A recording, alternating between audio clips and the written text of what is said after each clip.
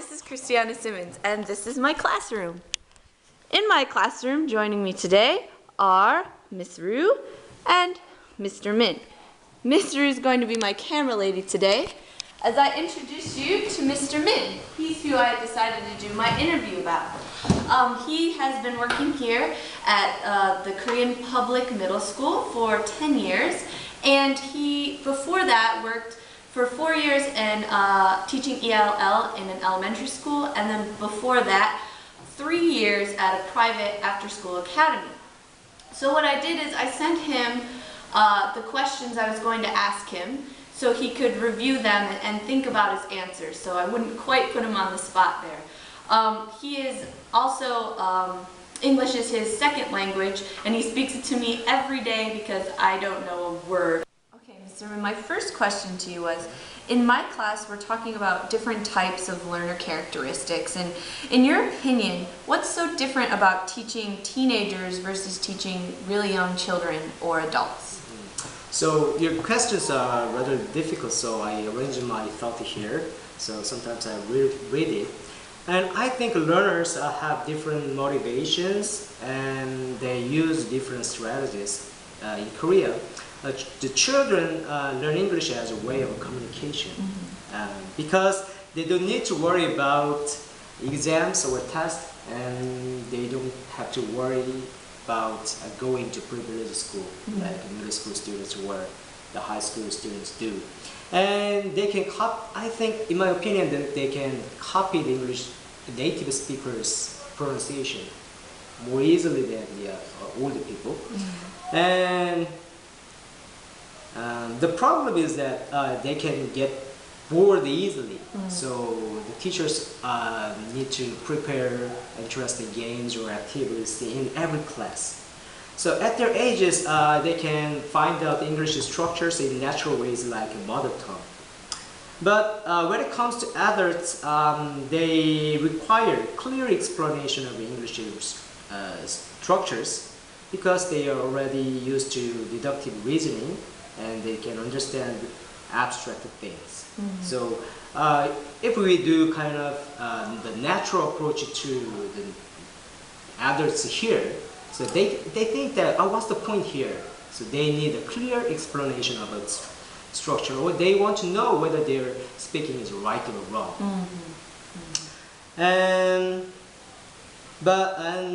Especially the adult learners has difficulties to learn the pronunciation relatively than the young kids.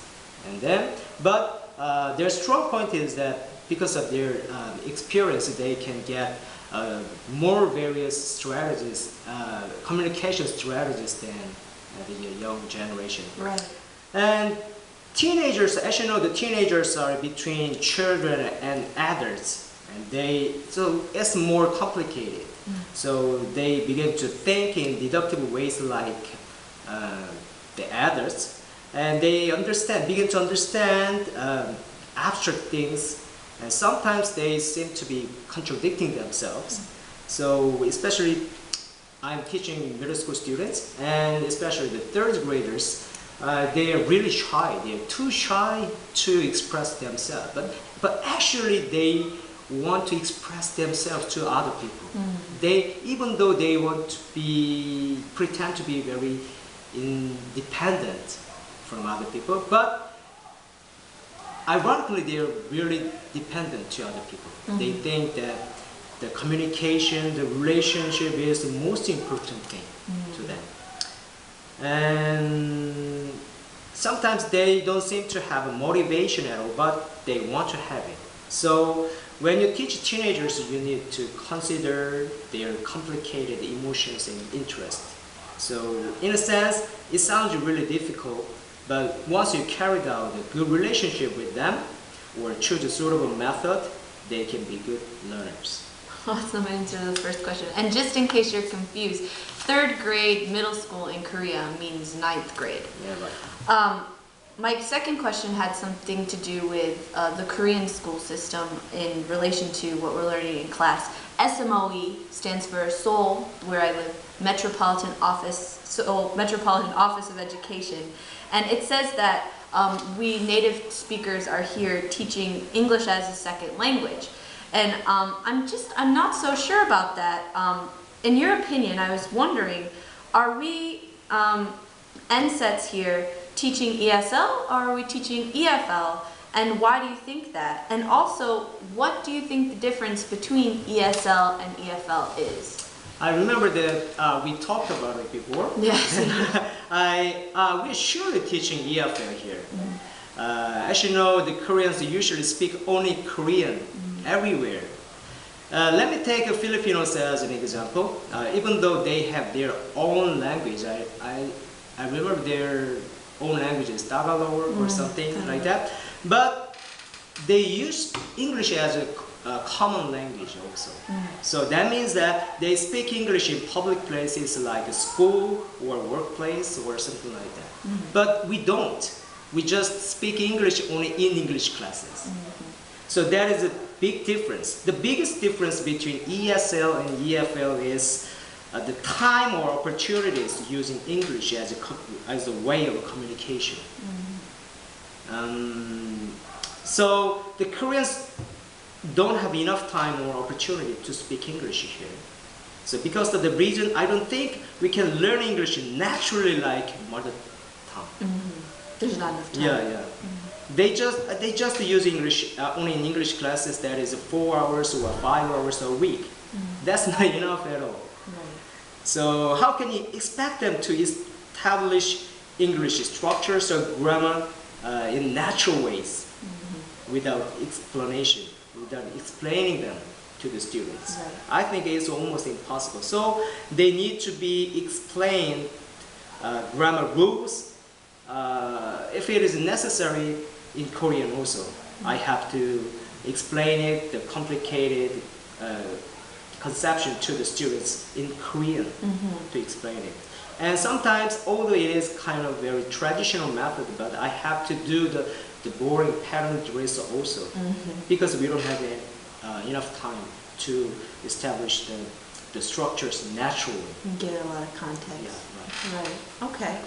And then my last question was a little bit difficult. I apologize. I remember I was reading about the dynamic systems theory in our textbook, which I was going to bring and show you, but it's the SLA one, not the SPADA one. Anyway, it says that a person's knowledge of a language is never stable and it keeps developing when it's used. Also, an individual's knowledge of a language is never stable and it may vary from day to day. I know that I've experienced this with my Spanish learning and my Farsi learning.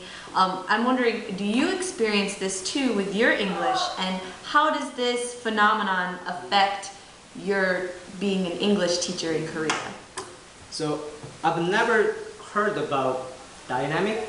The dynamic systems theory. Yeah, right. Yeah, it's a fancy name. Anyway, I have very funny experience about it. So I attended a training course and I saw a native speaker. He is a Canadian, and the Canadian native speaker once called his brother in Canada, and then his brother told him that the air conditioner was broken. So he said to his brother, "Why don't you call AS?" And then his brother was confused because the AS means after service, and that is absolutely Konglish. Yes. And that means that the free repair service in Korea.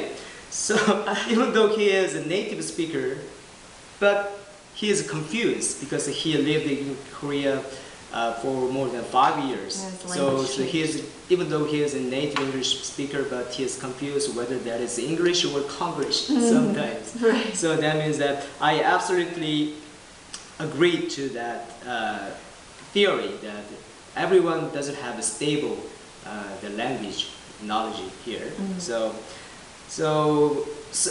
Koreans are very confused also because even the native speakers teach in different ways.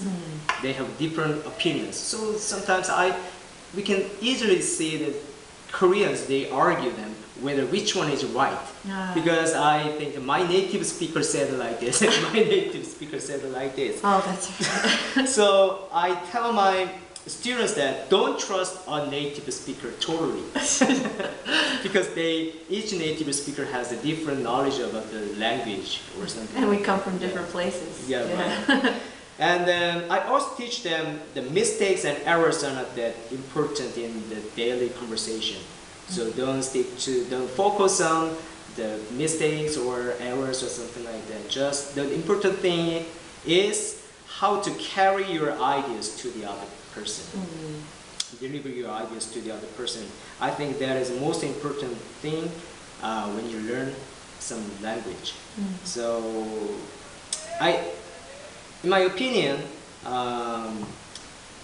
some expressions or some words or some grammar points can be different from each other because the teachers have to study a lot about the language, and then the students they have to allow the students to have a various opportunity about the language to compare which one is right or wrong.